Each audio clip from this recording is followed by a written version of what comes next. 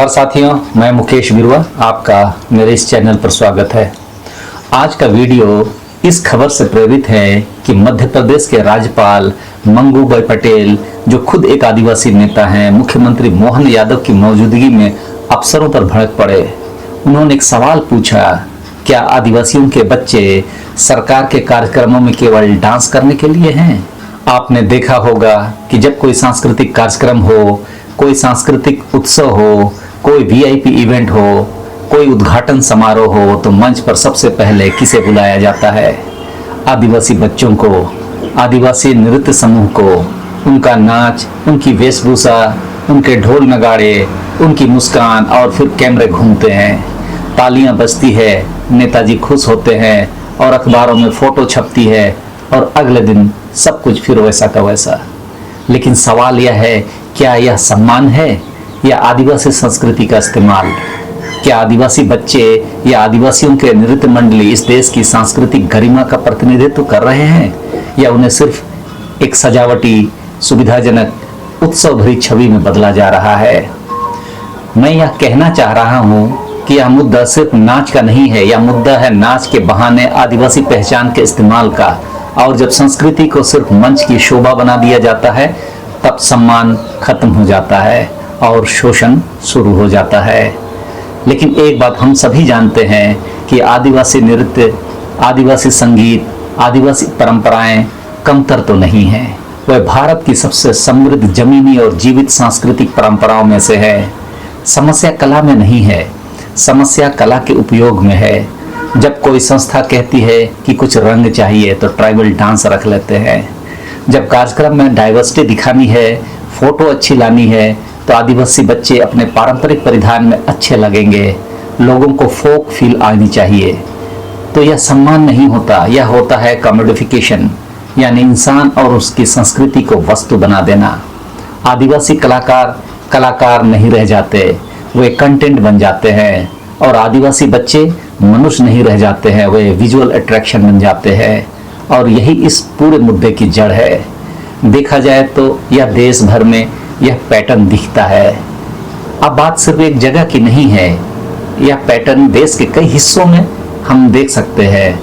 छत्तीसगढ़ में राष्ट्रीय आदिवासी नृत्य महोत्सव को लेकर 2022 में व्यापक असहमति और बहिष्कार की खबरें आई थी। कई आदिवासी संगठनों का कहना था कि जब उनके आरक्षण, पेशा, जल, जंगल, जमीन और रोजगार के अधिकारों पर संकट हो, तब सिर्फ नृत्य उत्सव मनाना पाखंड है। बात साफ है, पहले अधिकार फिर उत्सव, पहले न्याय फिर तालियां।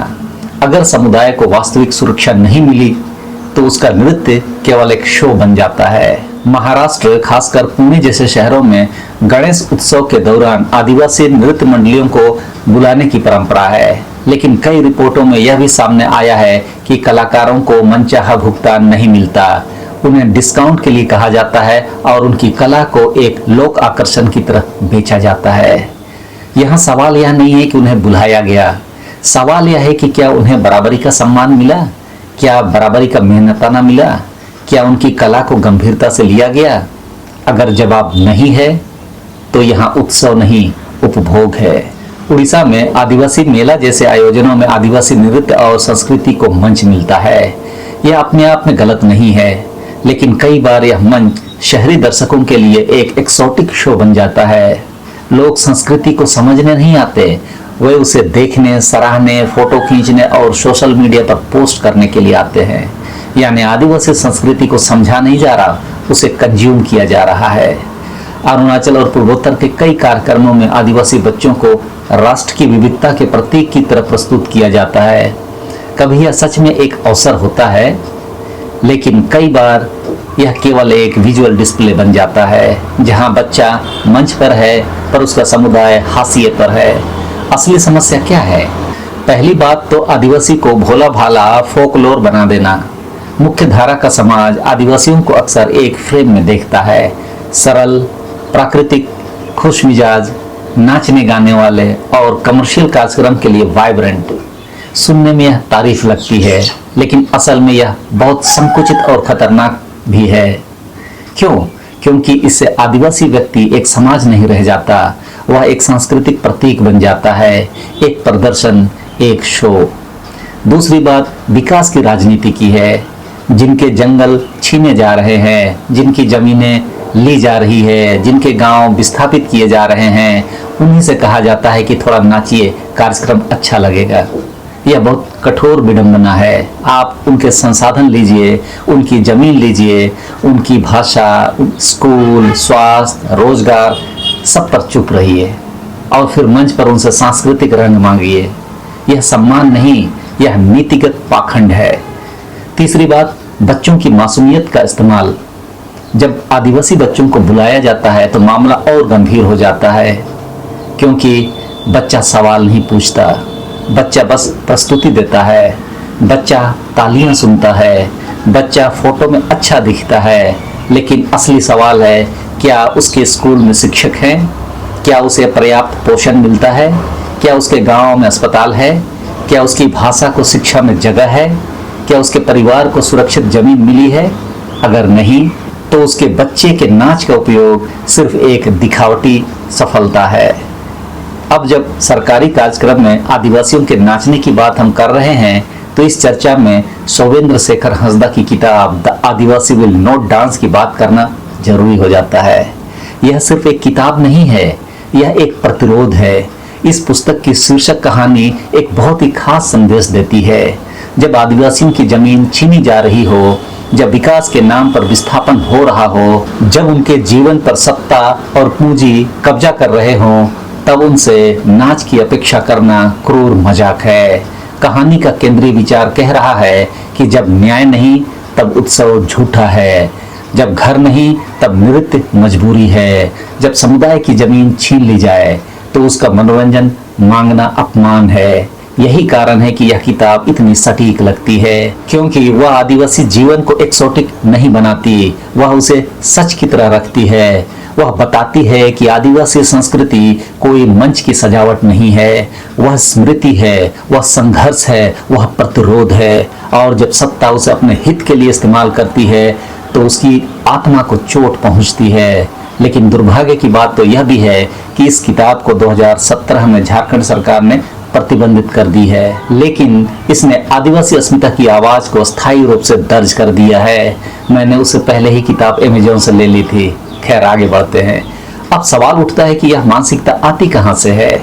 सांस्कृतिक कार्यक्रम को रोमानीकरण करने के लिए मुख्य धारा के गैर आदिवासी समाज आदिवासियों को असली भारत कहकर रोमांटिसाइज करता है, लेकिन यह प्रेम नहीं, यह सुविधा है। वह आदिवासियों को एक जीवित, जटिल, राजनीतिक, अधिकार संपन्न नागरिक की तरह नहीं देखता। यानी आप उसे देखना चाहते हैं, सुनना नहीं, सराहना चाहते हैं लेकिन समझना नहीं। दूसरा कारण सामाजिक दूरी भी है। शहरों में रहने वाला समाज आदिवासियों को बराबरी पर नहीं देखता, वह उन्हें फोक, ट्राइबल, ट्रेडिशनल के दायरे में कैद कर देता है। इससे क्या होता है? आदिवासी का व्यक्तित्व मिट जाता है, उसकी राजनीति मिट जाती है, उसका संघर्ष मिट जाता है और बचता है तो सिर्फ एक स्टेज परफॉर्मेंस। तीसरा कारण राजनीतिक सुविधा भी है। नेताओं और संस्थाओं के लिए आदिवासी नेतृत्व बहुत काम की चीज है, क्योंकि इससे डाइवर्सिटी दिखती है, इंक्लूसिव इमेज भी बनती है और असली सवालों से ध्यान भी हट जाता है। मतलब मंच पर आदिवासी नाच हो तो पीछे की विस्थापन राजनीति पर कम लोग बात करेंगे। यही चाल है, यही रणनीति है। तो इसका प्रतिवाद क्या हो सकता है? अब कुछ लोग कहेंगे, अरे इसमें बुरा क्या है? आदिवासी बच्चों को मंच मिलता है, पहचान मिलती है, सुनने में अच्छा लगता है, लेकिन मैं पूछता हूँ कि कौन सी पहचान, किस कीमत पर और किसके लिए? अगर मंच मिलने के बाद भी स्कूल नहीं हो, अस्पताल नहीं, जमीन नहीं, भाषा नहीं, रोजगार नहीं, सुरक्षा नहीं, तो हम मंच पर अवसर नहीं, शोकेस हैं। कुछ लोग कहेंगे या तो संस्कृति का सम्मान है। मैं कहूँगा सम्मान तब है जब सम्मानित समुदाय की सहमति, भागीदारी और हित सुरक्षित हो।